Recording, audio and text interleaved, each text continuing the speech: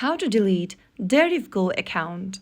Hi everyone, welcome back to Trading for Beginners. If you are on Deriv GO and ready to delete your account for good, you're in the right place.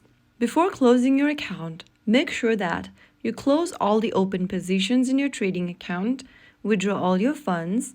This will help avoid issue later and makes the closure smoother.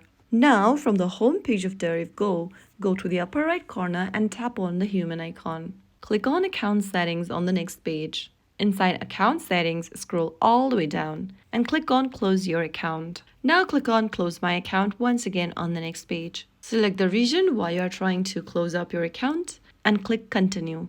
Click the Close Account button once again in the pop-up and you'll then be able to submit your closure request. Once your account is deleted, you can then uninstall your Deriv GO app from your smartphone. And that's it. That is the process for deleting your Deriv GO account using your smartphone. If you found the video helpful, don't forget to like, share, and subscribe to our channel. I will be back again in the next video. Thank you for watching.